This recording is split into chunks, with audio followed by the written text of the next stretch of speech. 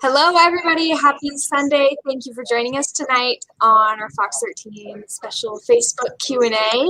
My name is Melanie Porter. I'm a web producer for Fox 13, and tonight I am joined by Bob Evans, who is normally our weekday anchor, but we stole him for the weekend today. And Bob is here to talk about his piece that just aired on Fox 13 News at 9 that takes a look at how federal restrictions put in place by the Biden administration on oil and gas are sending shockwaves through Utah's Uinta Basin. If you've got any thoughts or any questions, just leave them in the comment section and we'll try to get to as many as we can. Bob, how about we first have you give some context on these restrictions and the situation in case people didn't catch your report? Okay, I'm happy to do that, Melanie, and thank you everybody for joining us on the Fox 13 Facebook page this evening. To summarize, I guess the best way we can summarize this issue is that President Biden, for many years before he became president, has been anxious to impose a ban on new oil and gas leases and new drilling on federal land as a means by which we can address the environmental concerns, climate change and pollution and those kinds of things.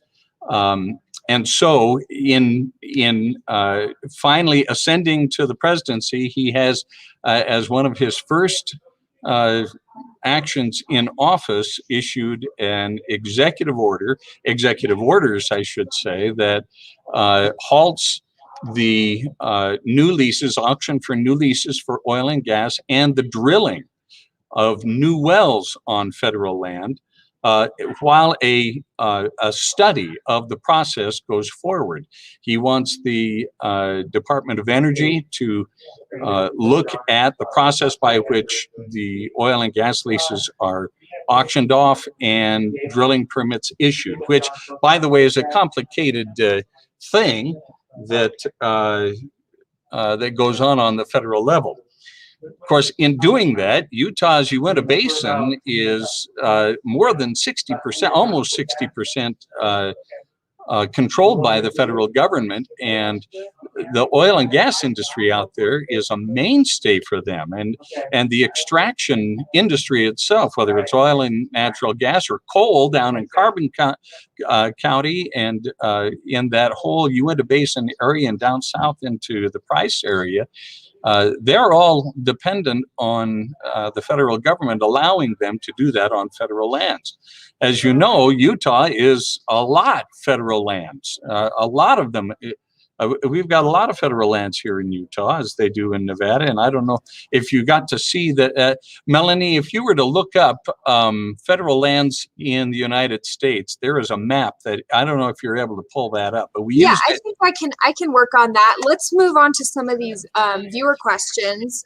Greg asks, how will this affect local fuel prices? You've already seen them go up, Greg.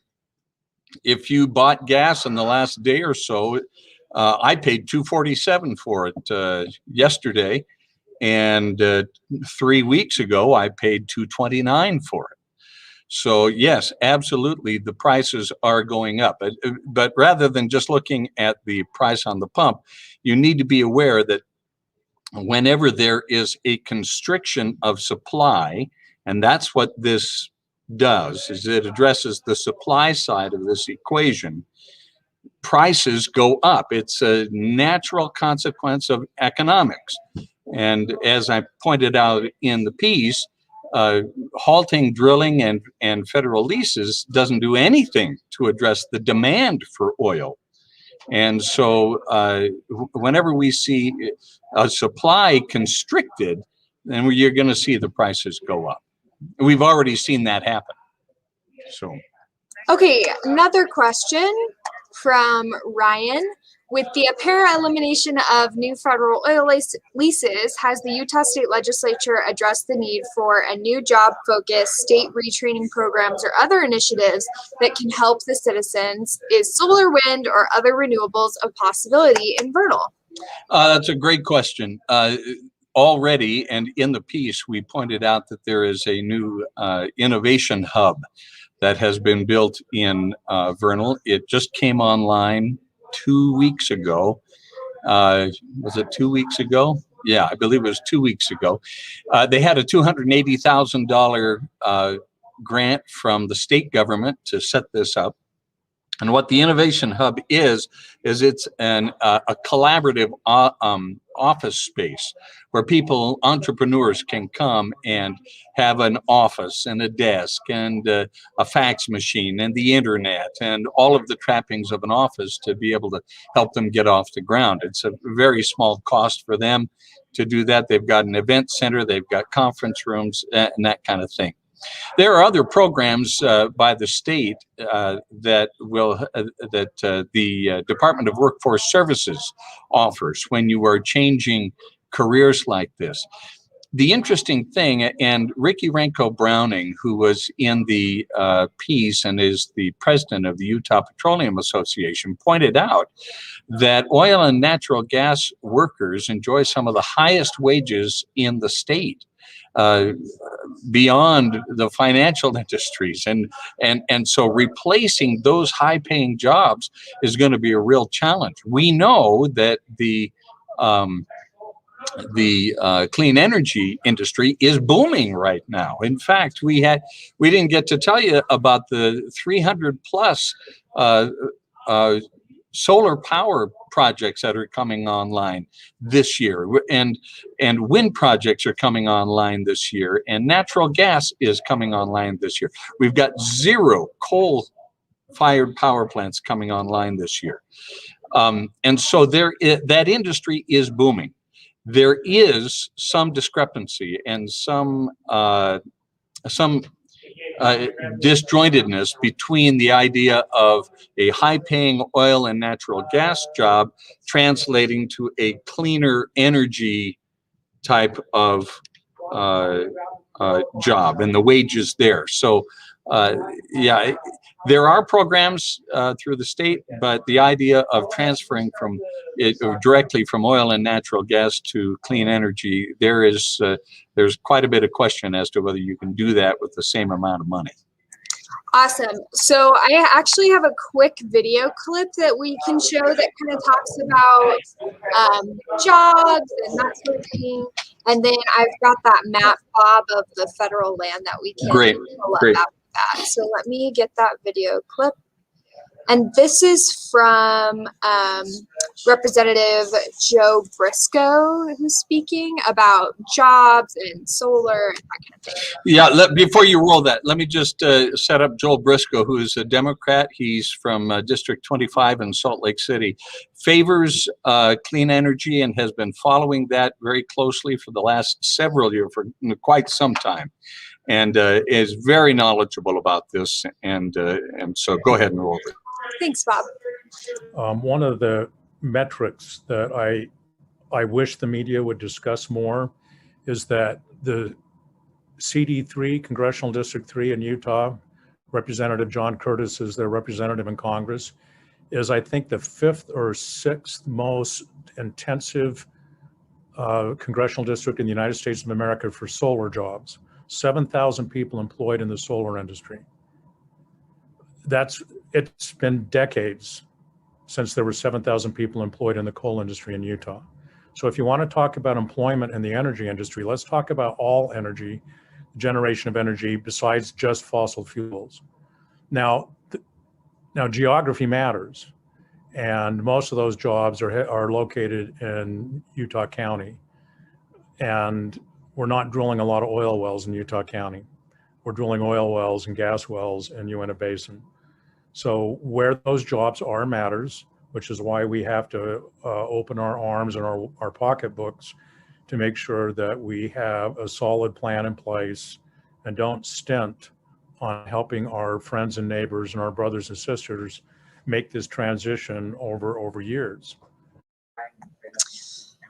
So yeah, that was Representative Joel Briscoe talking about clean energy jobs that are already in Utah. And one thing that I thought he said was super interesting was that most of those are actually in Utah County, so not where not up in Uinta Basin where Bob was.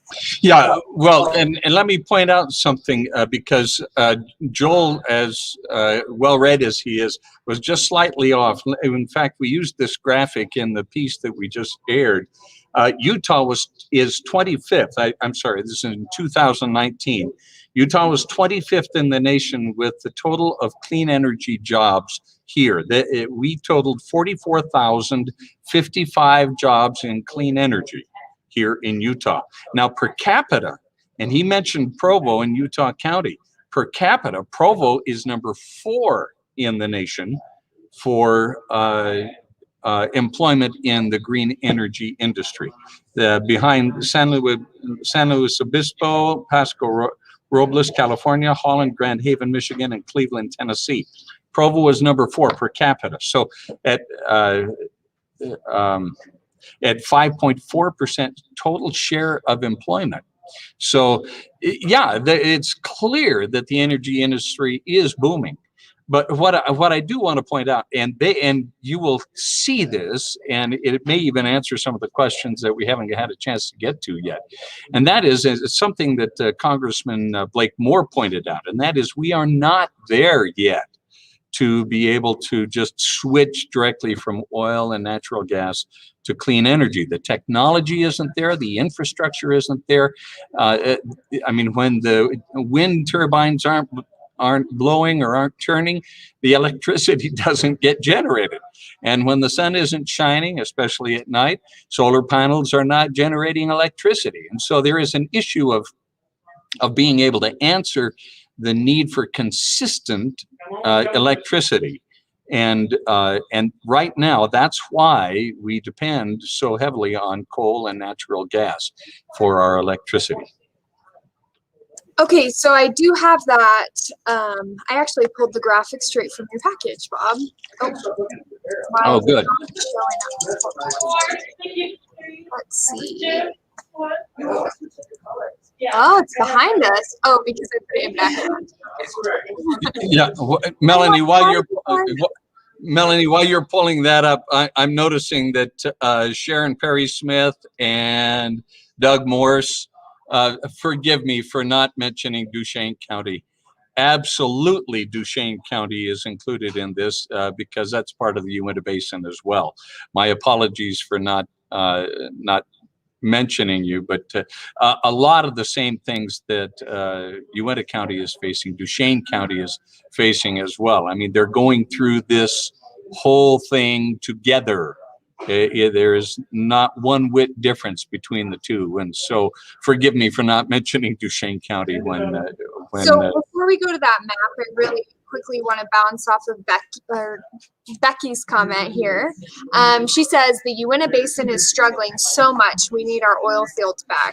And Bob, I wanted to ask you, how does this, these restrictions, how do they impact not only like the direct companies that deal with the oil, but the whole community in general?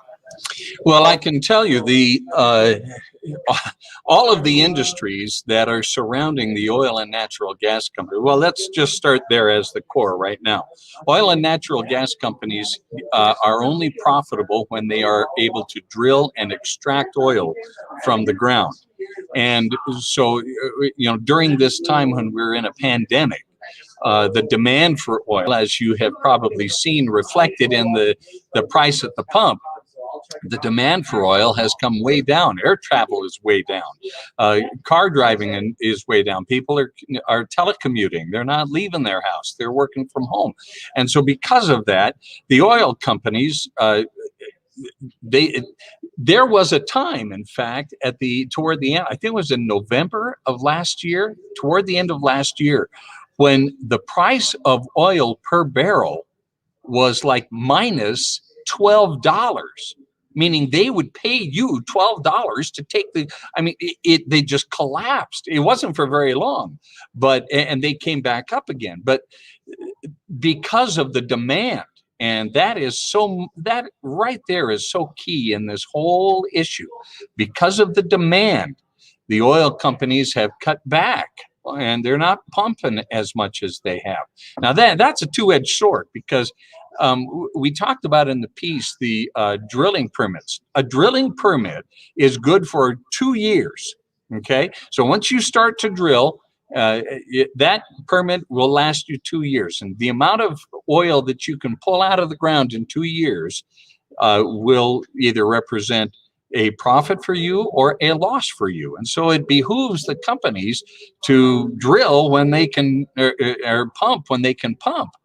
And the interesting thing, though, is that without any drilling permits being issued or permitted, those permits are going to run out. And if this moratorium, which has been asked or has suggested that it's going to last 60 days at least, and in that 60 days they're going to be studying the process. If forgive me for being just a little what's the word, Melanie, I'm looking for? a little pessimistic here. The federal government getting a major study of anything done in 60 days is, well, I'm not going to hold my breath, you know. And so the clock is ticking on these oil companies, because the new drilling is not permitted, right? The old drilling, if you got a permit, you're able to drill. But if this study goes on longer than 60 days and runs into maybe 90 days or 120 days, or heaven forbid, an entire year, but it's not out of the question, depending on the motivations of the administration and the folks who are calling the shots here. If that happens, then you're going to have these permits that are going to expire. And if you don't have new permits to replace them and to drill, then all of a sudden you're out of luck. You're done. You're done, at least until somebody else comes in and says, okay, let's drill, you know. So we got another question, and Bob, I'm not sure if you're going to know like the exact numbers on this, but maybe you can just give your what you learned from your report. Or make something up. No. Michelle asks, how much, yeah, totally. How much oil are we buying from other countries? If we care about the environment everywhere, why would we buy oil from countries that don't have as high of drilling safety and environment safety as we do here? That's an excellent question. And just as Melanie pointed out, I don't have the exact figures right in front of me. I might be able to, I mean, I know I could look it up and tell you. But in fact, you know, Melanie, maybe what you can do is search U.S. oil import export, okay, and then you can share those numbers with us. But here's the issue. You may have heard in the media that in 2020 we became energy independent for the first time. We exported more energy, more oil than we imported. Now, keep in mind that all of the exports and imports are done on a contract basis. We import oil from Canada. That is one of our biggest importers of oil. Mexico, Venezuela, and Saudi Arabia. Those countries are the 4 biggest importers of oil to the United States.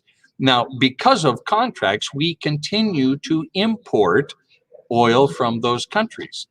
But because we have, the United States has upped its oil output, we are now to a point importing more oil than we are importing. And so what this ban threatens to do is to change those numbers. And how much it's going to change those numbers, nobody really knows. And but if you can imagine, in the report we said that the total output of all the oil that is produced in the United States, the oil that is produced on federal land equals only 8%. 8%. That's a BLM figure.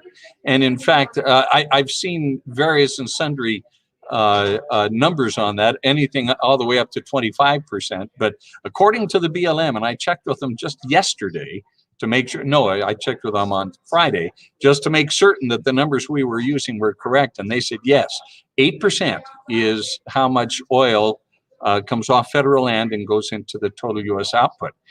So the idea of on that 8% of production, new production is being stopped, but current production continues. Whatever that inventory is that winds up not getting produced on federal lands is going to get made up in Canada oil, in Mexican oil, in Venezuelan oil, and Saudi Arabian oil. I mean, the ratio of import to export may change a little bit, but the need for the oil, because the demand continues to increase, the market is going to find the oil somewhere. And so, I mean, it calls into question then, okay, well, what do you do if you want to attack the environment but clean up the environment? What do you do to do that? And so President Biden, as I said in the report, has wanted to do that for a long time to address the supply side on federal lands. Of course, the oil and gas industry doesn't think that's a good idea, but we'll have to see what happens. So another question here from Ryan. Were you able to reach out to local leaders? What do they say? Our local leaders don't work well with the state leaders. Local leaders have been saying how bad things are for several years and done nothing. Local leaders in terms of city and county? Well, yeah, in my conversations with, and forgive me, Duchesne County, I talked with Mike McGee. I believe it was Mike McGee. I'd have to go back in my notes. One of the commissioners in Uinta County to talk about this, because long story short, they were helping us to hook up with Congressman Blake Moore. He was with them. And so in talking with them just briefly, and hearing them speak on this whole issue. In fact, I was listening just day before yesterday to a subcommittee, or no, it was the Western States Caucus that was holding a meeting, and Mike McKee, who is a Uinta County Commissioner, became quite emotional in talking about what's going on out there and what this ban on the leases and drilling will do to them. They are quite concerned. And they are trying as best they can to not only attack this issue from how do we maintain the drilling and how do we keep that segment of industry going and that segment of the economy going, and dealing also with the idea of finding new opportunities for folks who wind up spinning out of the oil and natural gas industry and having to find other work. Some of those folks are going to move and go find work elsewhere. Some of those folks are going to stay and find work there in their communities. Yes, city and county leaders and state leaders are all very concerned about this, and they are moving, as Joel Briscoe said, suggested might be the best way. Everybody is concerned about what's going to happen out in the Uinta Basin and into the economy, and so they're trying to take steps to keep the oil going and to diversify if they need to. So. Okay, so let's circle back to this map, since I have it, of the federally owned land. Hopefully you guys can all see that. Bob, can you see that? Yeah, I see that. Great. Do you want to comment anything on this map? Yeah. This is the map of federally owned land in the United States. Now, I want you to look just for a second, folks. This is what struck me. Everything west of the Rocky Mountains, including the Rocky Mountains, are obviously, there's just a disproportionate amount of federal land owned in the western United States. You look over in the east, in Tennessee and what is that, South Carolina, North Carolina? I'm not very good with the eastern states out there.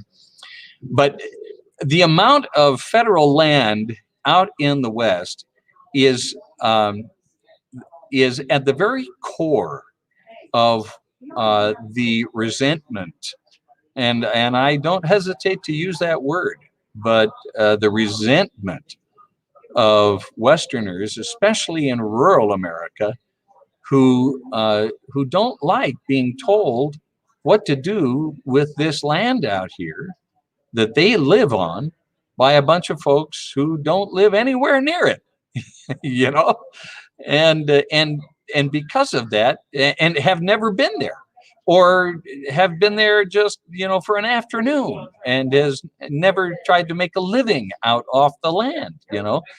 And so this just really struck me, and I knew I had to use it in the story because it just tells a tremendous story about you know, the people calling the shots all the way over there, you know, for the folks that are living all the way over here. And so anyway, thank you, Melanie, for getting that. Yeah, no problem. Okay, so for people that are just jumping on, we still have a really good group of you guys on here. So thank you for joining us. We know it's getting late, but we're having a great discussion here tonight about Bob's 360 report that just ran on Fox 13 News at 9. And if you didn't happen to catch it, you should be able to get it on fox13now.com, and that full report and a web story should be up there shortly, so you can check the website there. Okay, so if you do have a question for Bob, please leave them in the comments. We'll take a few more before we wrap up tonight, just because we have such a good group here. It's so much fun. Can I, and Melanie, will you put up Mark Masters? It came in at 10:01, and I want to talk about. Let me pull it up here. 10:01, you said? Yeah. I know we're getting a lot. It's hard to. I know. And I want to address Mark Masters. Here we go. Okay. Yeah. Bob, you are a reporter. Your job is to be an impartial reporter of the story. You ended your live TV segment with a statement that it'll eventually shift to solar and wind. So I heard you telling everyone to accept it. It will only happen if people continue to vote for idiots. Clean energy has proven unable to be sustainable. It cannot support the country's energy needs. Even as I listen to your live stream, you are obviously a supporter of the shift that will not work when you sit there. And I'm sorry. Yeah, I think the comment went on. Mark, let me talk to you about that just for a second. You're right. I am a reporter who is supposed to be objective and leave my own opinions out of it. It's kind of hard to do when you get immersed in a story like this, and it becomes everything that you live, eat, breathe, and think for the amount of time it takes to put the story together. But let me just say one thing. I have tremendous faith in the ability of Americans and the American worker to figure out how to make things happen. You think back to when President Kennedy got up and said that by the end of this decade, in the 1960s, we are going to send a man to the moon and bring them home safely. And I know the good folks at NASA kind of looked at each other and thought, does he know something we don't know? You know, because the technology wasn't there yet.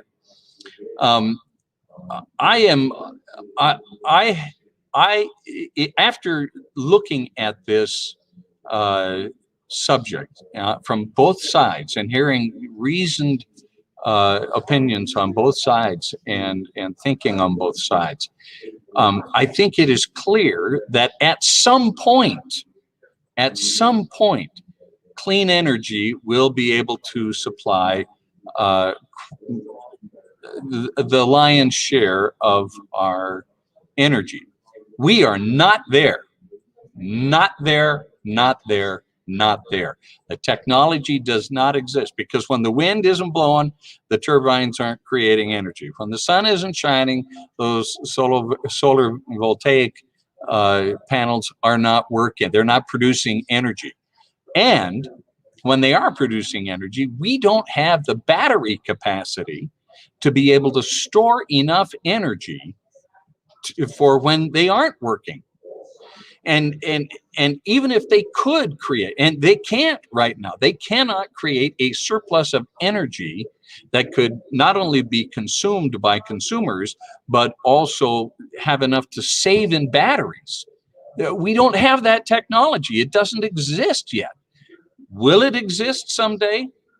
I believe it will. And whether it's wind power or solar power or nuclear power or whatever else comes along, there will come a time, and probably not in my lifetime or your lifetime, Mark, when we don't have to extract oil and natural gas and coal from the ground to create our energy. Now, I'm not saying there's anything wrong with that. I think, the oil and gas and coal, it was put there so that we'd have some way to create electricity and all the myriad of other products that come from those extraction materials. I have no problem with that at all. But there is most definitely a shift starting to take place. It probably won't happen in our lifetime. And so I just wanted to address that with you, Mark, and let you know that, that's where I stand. Okay, so we're going to move on to another viewer comment. Steve asks, how important is improved community infrastructure to support economic diversification? And I think we addressed a little bit of the community aspect of this, but Bob, if you want to give any more details for Steve. Oh, absolutely. Infrastructure development is absolutely crucial for diversification of economic input. In other words, having roads and bridges and schools and all of the things that our tax dollars pay for in a community is absolutely essential if you're going to diversify.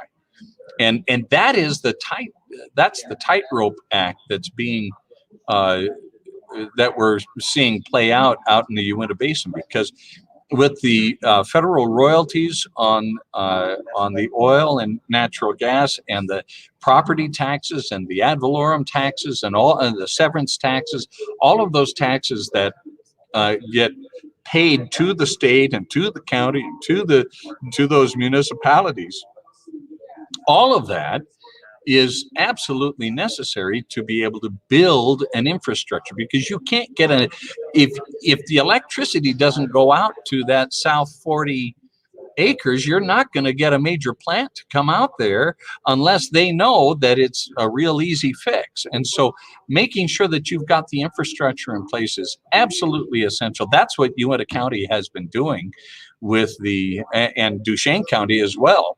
And the other counties around Utah where extraction industry is underway.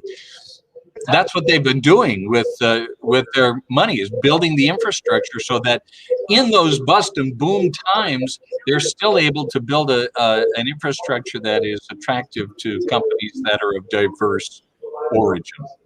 Okay, next question. We're getting so many, so we're working on them. Just keep adding them in the comments. April asks, Bob, could you address need for foreign contacts for oil before you sign off? Address the need for foreign contacts for oil. So I think kind of what we were talking about before with April, in case you missed what I had said earlier, we have, and I'll just say it briefly so that we can get to other questions as well. But and please feel free to write in if you got more questions. I don't answer the question. Before the United States in 2020 became an exporter of energy, we produced more energy than we used. We have been and continue to be under contract with foreign oil producers, Canada, Mexico, Venezuela, Saudi Arabia, and others. Russia even exports oil to us, and we import that. We have to, and here's the interesting thing. Very much like the clean energy industry, where you cannot depend on wind and solar as your sole source of energy. Very much so now with this political shift in Washington, we have yet to see what happens if we stop producing or reduce the amount of oil produced on federal lands, whether or not that affects the balance between import and export. And so yeah, it is absolutely essential that we continue to import oil because of the volatility in our own oil industry and how that is affected by politics. And so, yeah, that is absolutely important that we continue to honor those contracts and continue to import that oil. It is good, however, that the United States does not have to depend on that imported oil, that we can produce our own oil and be what they call energy independent, because that right there is a national security issue. You're muted there, Melanie. I always forget I mute myself on here. Okay, so next question comes from Tommy James. Says, thank you both Melanie and Bob. Great story, Bob. As always, great reporting. I do have one question. How does Governor Cox feel about this issue other than sending the letter along with the other governors to President Biden? So if people aren't familiar with that letter, Bob, could you kind of talk about how some state leaders are addressing? Yes, absolutely. In fact, I may have that letter. I was going to have it. Governor Cox, yeah, he's from rural Utah. He knows what is going on here. He's very sensitive to what's going on in the Uinta Basin and down in coal country as well. And so, yeah, not only did he send that letter with the 16 other Republican governors, but he continues to, can you mute yourself there, Melanie? I'm hearing an echo in my head coming back because she's sitting so close to me that I hear myself in her microphone. But yeah, Governor Cox is very concerned about this and is moving forward, as are all of our delegates in Washington, all of our congressional delegation in Washington. Just Friday, Chris Stewart, the 2nd District Congressman, was active in the Western Caucus, and the Western Republican Caucus, I guess the Western States Republican Caucus is, yeah, I've got it written in my notes. Forgive me for not having it all committed. You wouldn't believe the amount of information. My goodness gracious. I heard you basically had a novel of notes and logs and all sorts of stuff. Well, look at this. Look at this. Look at all of this. This is everything. I mean, it's practically the Old Testament, for Pete's sake. Anyway,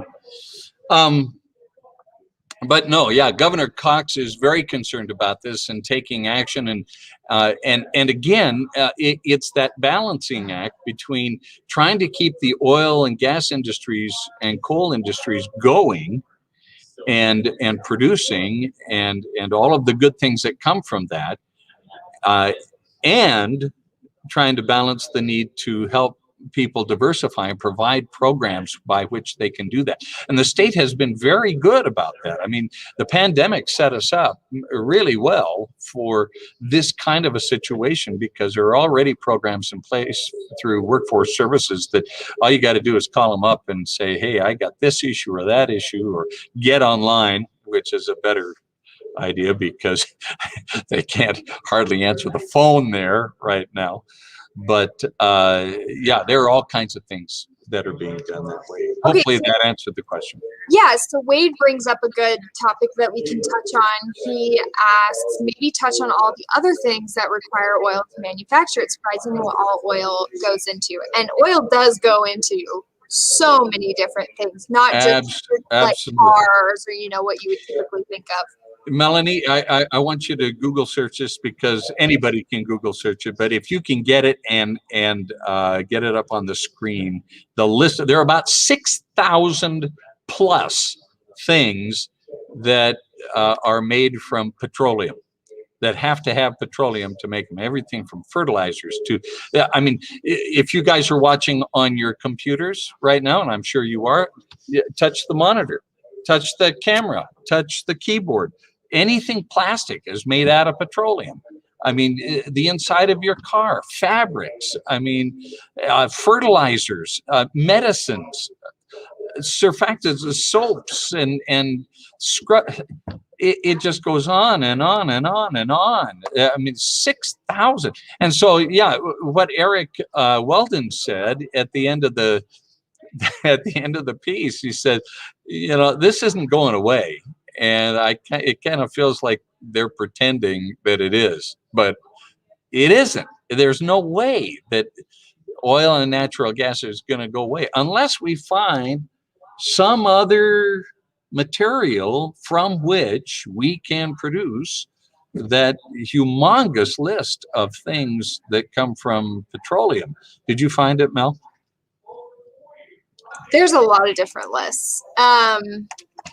You can, I don't know, like the easiest way to bring this. Well, you know what? We can just have everybody. I mean, when we get off here, I Googled what does oil go into, and there's like tons of different links you can click on, and we can probably even link something in our web piece that can take you to find out more if you want to really know about what petroleum goes into. And I have to say, I mean, in putting this piece together, when we put it together the first time, I mean, the rough draft of the entire story was 14 minutes long.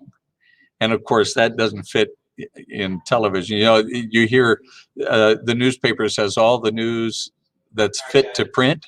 In broadcast, it's all the news that fits, because we only have a limited amount of time. So we had to cut it down to 10 minutes, a little more than 10 minutes. And one of the things that got dropped was that list of things that come from petroleum. That, I mean, we can't stop drilling and we can't stop pumping it out of the ground unless you want to go without syringes, or you want to go without glasses, or you want to go without, computer shells, and, or car fenders, or fabric, or, anyway, let's get another question in here. I know, I'm trying to look to see. April asks, where'd it go? Carrie asks, is there a link for the story? It should be up soon. I just checked on our website. It doesn't look like it's up quite yet, but they are putting it together. So usually they'll comment in the chat when it's up, but it doesn't look like it's up quite yet. So keep checking back. It'll be on the homepage when it's ready, though. So if you go to fox13now.com, it'll be right there, front and center. So it will be there later tonight. Steve Barnes says we need oil of Olay. I agree. Calgun, take me away, says Peggy. Oh, Steve Evans, and is this the Steve Evans that was in the show, or in the? Yes, it is. It looks like Steve Evans with his wife. Steve and I are not related, although we're both in broadcasting. He is the owner of Evans Media out in the Uinta Basin. They have KVEL radio and KLCY radio as well, and the Fox as well, which makes me like them even more. But he asked the question, and he was gracious enough to allow us to interview him and then help to line us up with Congressman Blake Moore as well. But his question is, are we helping the environment by shifting production to countries not regulated for environmental protection? That's another excellent point that was made. When the United States has the most stringent regulations when it comes to oil production and extraction industries, coal as well. And by stopping production on those lands, or slowing it down, or putting a moratorium on it, the market is going to go find the oil someplace else. And yeah, there's no guarantee that the place that the oil comes from, it was produced in anywhere near the same regulations that it's produced here in the United States. So yeah, that's a double-edged sword that the politicians have to deal with, and it's an excellent point, Steve. Thank you for making it. Okay, another one from Jerry. Will automotive oil skyrocket on price now? Automotive oil? I would imagine anything that... I would imagine anything that says oil in it probably. Well, and that's the thing. The interesting thing is that it doesn't have to be just oil from federal lands. The industry and markets in general, and this is true with any commodity, not just oil or natural gas, but any commodity where there is some kind of a hiccup or a blip or a shortage or some kind of disaster, everybody hikes their prices because they anticipate that there's going to be less supply, or they anticipate an opportunity to make more profit. And so, yeah, you can expect anything that is associated with the petroleum industry to see a hike in prices if taking these oil and natural gas wells offline actually does affect in a negative way the supply of oil in our country. So. Okay, we're just gonna take a couple more. Okay. Okay, so Hannah she wants to talk about different forms of energy like nuclear, solar, natural gas, coal, discuss the overall energy output in comparison with each other. Nuclear seems to be cleaner than natural gas or coal and has a higher output in energy wise. And Bob, I'm gonna also add on to this, what natural clean energy does Utah produce the most of? Well, you know what, we have in fact, thank you for asking that, because we have, and I will pull this up. Where'd it go?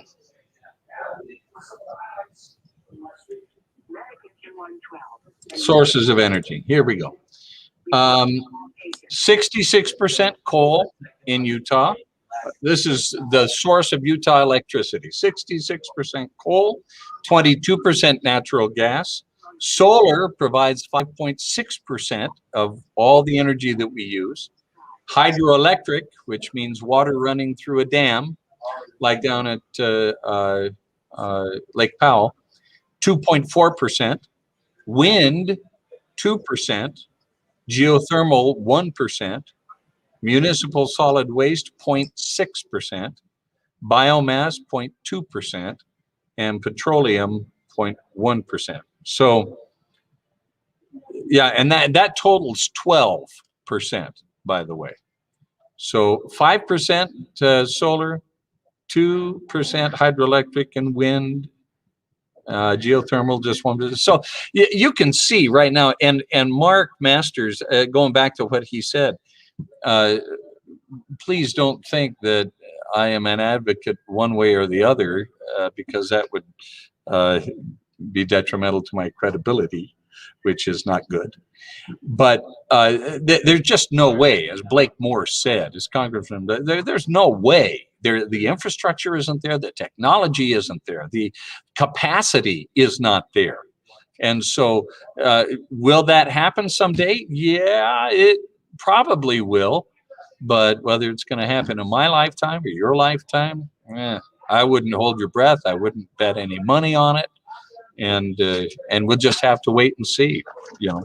But the American worker and the American technology and industrial capacity as such, and research and development, science, all of that, you know, we went to the moon. Heck, we're on Mars now.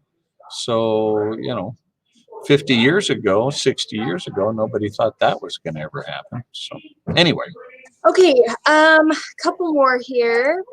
Carrie asked, did the story cover the drilling on the Ute Indian tribe land in the basin? Can we still drill there, or is that part of the ban? I think that's a great question. Yeah, it is a good question.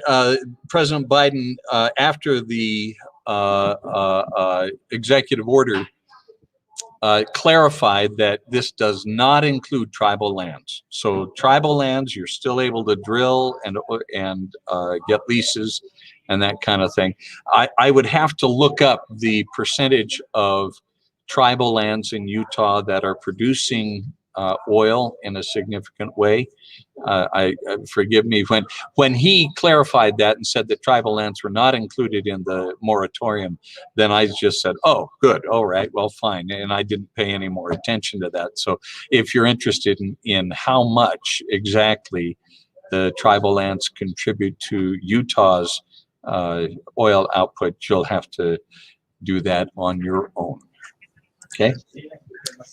Let's see. Ray. Oh, here we go. Here's another one. Ruth. That's more solar than I would have thought. Coal makes sense as the highest use. Any correlation to our filthy air? Absolutely. I mean, there have been times, and I remember living here in Utah back in the day when the coal-fired power plants were pumping dirt into the air. But you know what? Things are a lot better than they have ever been before. And coal-fired power plants now are, I mean, they're not totally, completely pollution-free. That's a real hard threshold to get to, and it costs millions and millions and millions of dollars. But the fact is that they are much cleaner than they ever were before, and produce an efficient. I mean, in doing this story, I was listening to early on the ratio of BTUs to energy produced, and the efficiency of coal is very high. I mean, it's a great way to produce electricity. We've gotten really good at it. But again, you know, you're dealing with an extraction industry that environmentalists would like to see us get away from, for the sake of what it does to the land and what it does to the air pollution. Even though, like I say, we have come a long way in getting that fixed. So that was a good question. Okay, well, I'm not seeing any new questions. Bob, do you see anything else that you want to? Yeah, Steve Barnes asks, how does this impact state institutional trust lands, or SITLA? That's a great question that I don't know a real complete answer to, except that Dave Ure, who is in charge of Utah's SITLA, the school trust lands, was on this Western Caucus meeting on Friday, and he got really emotional. He was, because what this does, and based on how, in fact, where are his notes? I've got his notes. I took notes on that meeting, and let me see if I can just find them. Oh, maybe they're right here. Nah, I'll find them in just a second. He just pointed out, oh, come on. Whenever you try to find something fast, here we go. No, that's not it either. Maybe it's back here. Bear with me, because this is worth listening to. Dave, you're a SITLA. Okay, while we, if I could just jump in here really quick, if you guys are just jumping on, we're about wrapping up for the night, but you can find Bob's full 360 report on our website. It is there right now. I just looked. So fox13now.com. It's the homepage, front and center, so you can see it there with his full broadcast piece as well as a web piece. And I'm sure they'll put this Facebook Live on there as well if you want to rewatch the whole thing. Forgive me, my nose is running here just a little bit. But yeah, Dave brought up, and forgive me, this isn't directly, well, yes, it is too. Yes, it is too. He brought up the issue of horizontal drilling and fracking. The president says fracking has not been outlawed, and there's no moratorium on fracking. They're going to, because fracking has truthfully become a godsend to the oil and natural gas industries, because they're able to extract so much more of the material now when they do that. But Dave Ure, who had delivered a calf, I think, Friday morning, and then came to be part of this Western Caucus thing, brought up the horizontal drilling.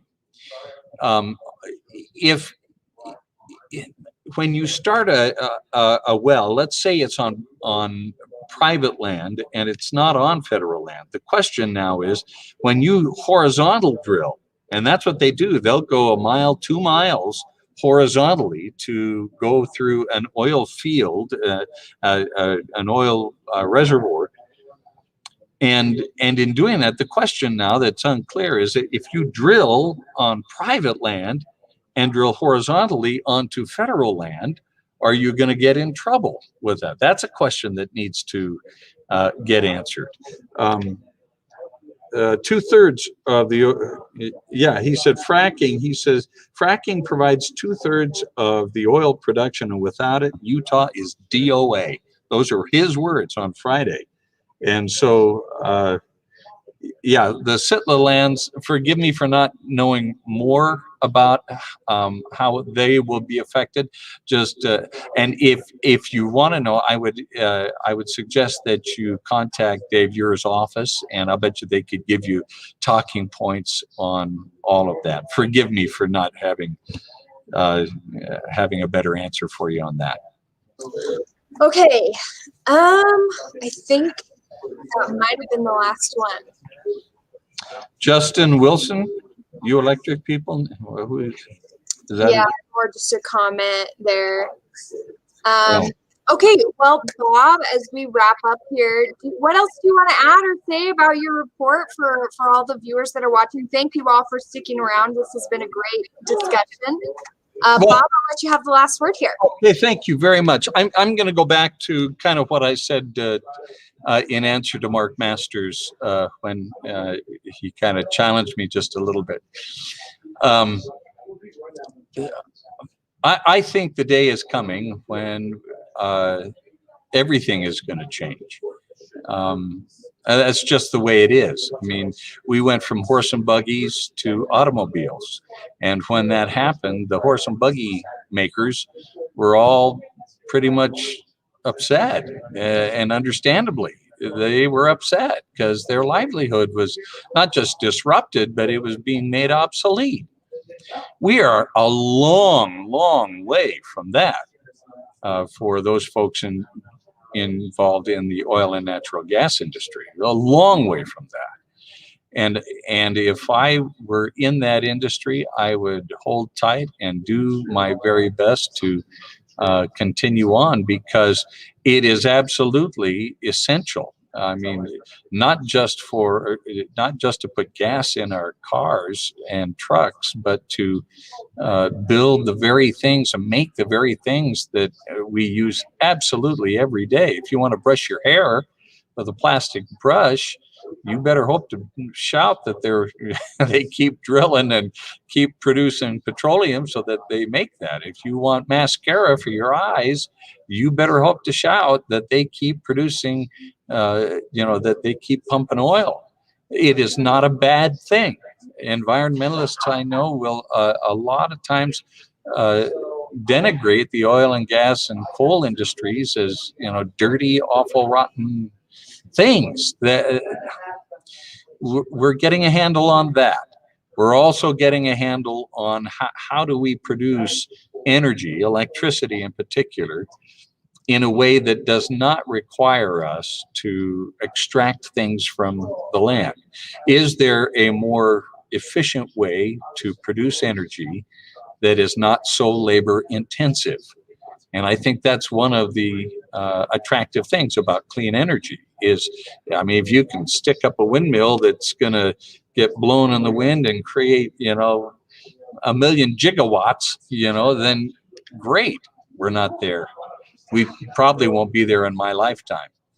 But we are moving in that direction because we progress as people, as a species. We progress and we get more better. We get better at whatever it is we're doing, and we find new ways to make things happen. And that is really, really encouraging. Like Joel Briscoe said, transition is wrenching. It is absolutely wrenching. I think that if we can approach all of this from the standpoint of progress and keeping people paid and fed as they make this transition, this gradual transition to different ways of doing things, and not just in the energy field, but in different ways of doing everything. I mean, look at what we're doing right now, for Pete's sake. I mean, we're on Facebook, for Pete's sake. You're looking at me. I'm talking to you. Melanie's talking to you. I'm taking your questions. I mean, 30 years ago, forget it. We wouldn't. People say, yeah, someday we'll be able to X, Y, Z. Yeah. 60 years ago, forget. 100 years ago, come on. So we're going to continue to progress, and that makes me excited. I'm excited to see where we are headed. And I hope you are too.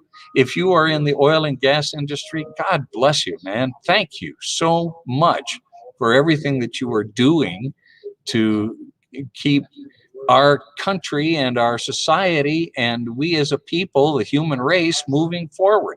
Thank you. If you are in the clean energy industry, thank you for everything that you are doing to try to find the answers to how do we do this better, you know? And along the way, let's put our arms around each other. Let's help each other as best we can. Let's come together. I mean, like Joel said, you know, it's like a family. We know how to fight, but we also know how to come together when times are tough and when we need to. And that's what I would appeal to you to do, is to approach it from this standpoint with some excitement that, hey, you know what? Things are going to get better, and we'll figure out a way to make it all happen. So thank you so much, everybody, for being part of this. This has been a labor of love of mine and my dear wife and family.